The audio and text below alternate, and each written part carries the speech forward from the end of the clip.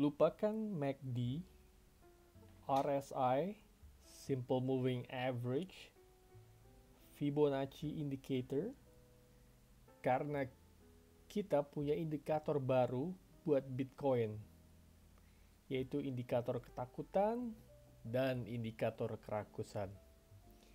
Halo, apa kabar traders? Semoga kalian selalu dalam keadaan lebih baik dibandingkan keadaan chart Bitcoin dan S&P 500.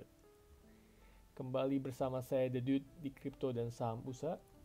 Yuk kita lihat berita terbaru dari Bitcoin, Ethereum, pergerakan harganya, dan so pasti indikator ketakutan dan ketamakan para investor.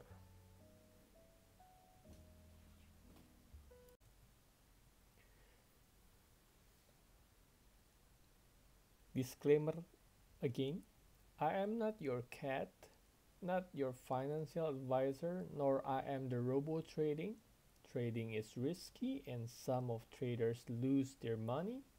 You should do your own research instead of listening to what I'm saying in this video.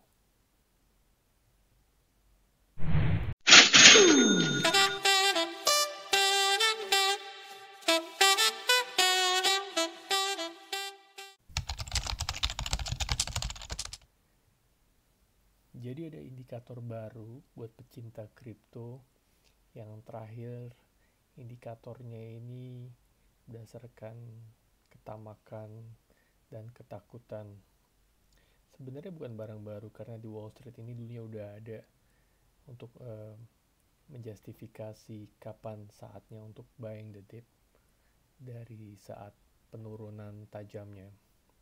Jadi kalau Bloomberg ngasih berita nih, kalau ada beberapa kelompok developer atau software, pembuat software nih membuat measure dari fear and greed para investor, sentimennya seperti apa. Kalau di Wall Street itu berdasarkan faktor volatilitas, kemudian momentum dan permintaan. Tapi kalau versi kriptonya yang diciptakan oleh Alternative.me ini mencoba membangun kalau kapan saatnya traders itu terlalu bullish diwakilkan oleh kerakusan itu sendiri, dan kapan dia akan bearish akan direpresentasikan dari ketakutan. Ada beberapa faktor penentu lainnya dari sosial media juga, trennya seperti apa, dan Google search term. Jadi ini menarik. Kalau range-nya itu kalau indikatornya sampai ke nilainya 0, itu artinya extreme fear, sangat takut, sampai ke level 100 atau sangat rakus. So, kita lihat nanti gimana indikator ini dibuat sama developernya.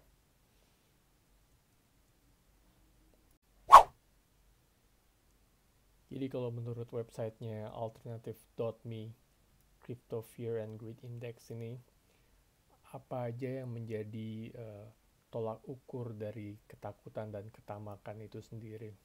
Kalau menurut mereka nih, pasar kripto itu berkelakuan sangat emosional, dipengaruhi sama psikologisnya.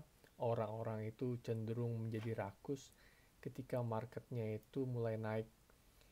Yang seperti kalian tahu, traders ketika udah FOMO kick in atau fear of missing out to kick in, itu harganya bisa naik exponentially. Dan ketika harga turun, orang itu bisa panic selling, bisa secara irrational reactionnya ketika melihat angkanya tuh udah merah ya. Jadi ini salah satu alasan atau tolak ukur ketakutan dan kerakusan itu menurut Alternative.me ini yang menciptakan indikator fear and greed ini. Jadi kalau extreme fear itu bisa dilihat dari sinyalnya saat para investor itu sangat khawatir, tapi itu sekaligus menandakan is a buying opportunity. Jadi kalau para investor getting too greedy atau menjadi sangat rakus, tuh harga kemungkinan udah lagi di atas karena tadi FOMO kicks in itu. Apa yang terjadi berikutnya adalah koreksi harga. Jadi ini mungkin bisa jadi masukan buat para traders sebelum melakukan trading atau berinvestasi, kapan saatnya beli. Indikator ini kalau kalian percaya bisa menjadi salah satu alasan. Lalu kemudian datanya itu sumbernya diambil dari mana aja sih, komposisinya itu. Kalau menurut alternative.me ini volatility ini 25%, jadi masih mirip kayak old style Wall Street tadi. Volatilitas itu masih dipakai untuk mengukur indeks fear and greed ini. Kemudian ada market momentum, komposisinya 25%. Kemudian ada social media 15%. Bahkan mereka pakai algoritma dari Reddit, dari ngelihat teks atau kata-kata yang diposting di forum terbesar di US yaitu Reddit. Kemudian currently sedang di put on hold survei ini 15%. Kemudian dominasi itu sebesar 10%. Dominasi ini merupakan market cap dari the whole crypto market, terutama Bitcoin yang punya market cap terbesar di antara cryptocurrency yang lain ya. Kemudian ada juga tren sebesar komposisinya adalah 10%. Jadi mereka mengambil data dari Google Trends itu, dari search queries, dari keywords yang masuk di Google, kemudian dari pelacakan itu mereka buat data.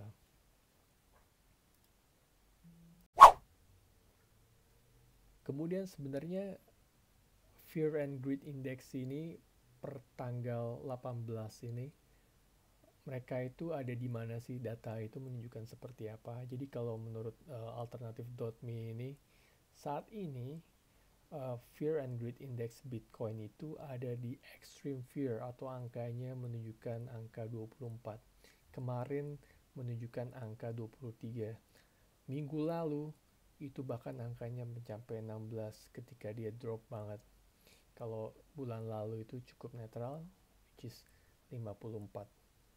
Kalau grafiknya memang kalau kita perhatikan dari titik tertingginya saat Bitcoin itu ada di cukup atas, dia Fear and Greed Indexnya semakin lama semakin menunjukkan angka penurunan. Artinya orang semakin takut nih mau dibawa kemana nih angkanya. Ya jadi sedikit banyak mungkin ya ini indeksnya ada benernya juga kalau menurut saya. Tapi mungkin jadi acuan atau enggak ketika buy in, ya itu tergantung traders ya. Mari kita lihat berikutnya dari chartnya itu sendiri.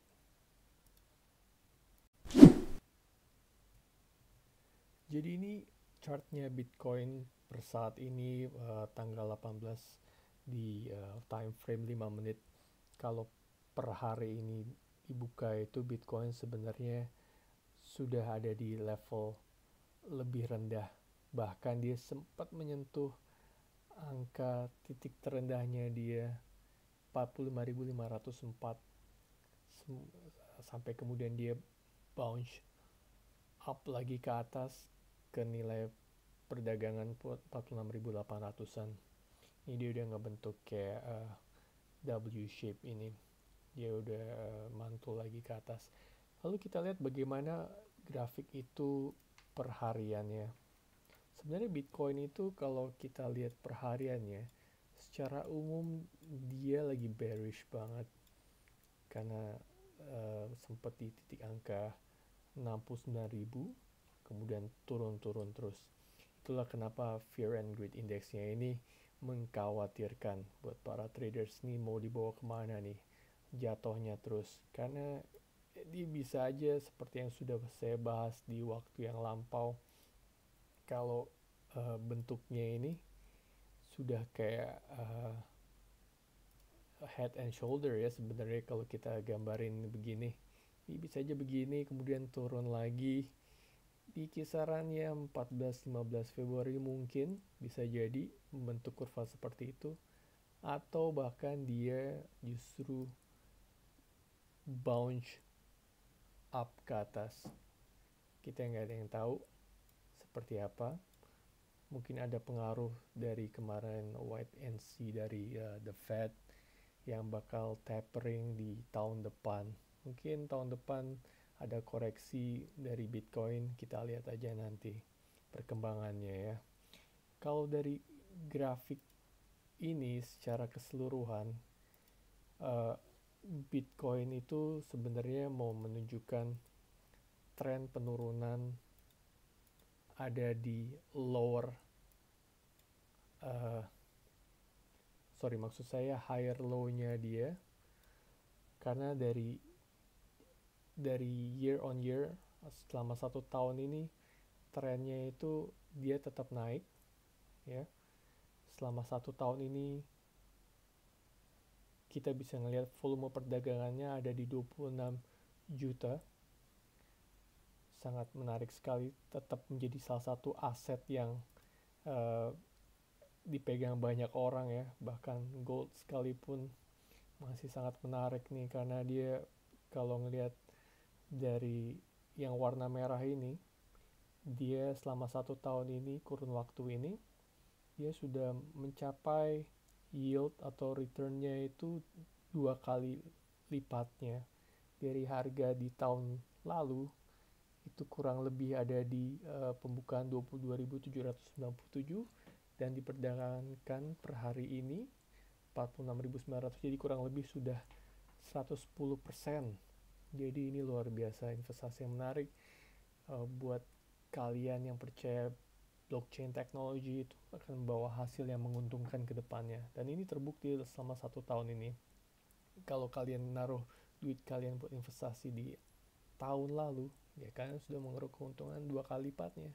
Apalagi ketika kalian sell di titik tertinggi ini, ya mungkin itu dari rezeki kalian juga ya. Atau kalian masih pegang terus, ya kita lihat aja dia akan turun sampai mana. Yang menarik sebenarnya perbandingan antara Bitcoin dan Ethereum itu sendiri. Kalau Bitcoin ini diperdagangkan sebanyak volumenya 26 juta dan menghasilkan return selama 1 tahun ini adalah 110%. Lalu bagaimana dengan Ethereum? Yuk kita lihat Ethereum. Kalau Ethereum itu secara mengejutkan, dia volume perdagangannya sampai 331 juta dan sudah menghasilkan 5 kali lipatnya apabila kalian menaruh duit kalian di Ethereum tahun lalu. Jadi apa yang menyebabkan hal ini bisa terjadi? Kalau menurut pandangan saya pribadi, mungkin Ethereum itu karena ekosistemnya sudah terbangun dengan baik. Banyak alternatif coin yang menggunakan Ethereum, staking di sana untuk proyek-proyek blockchain mereka.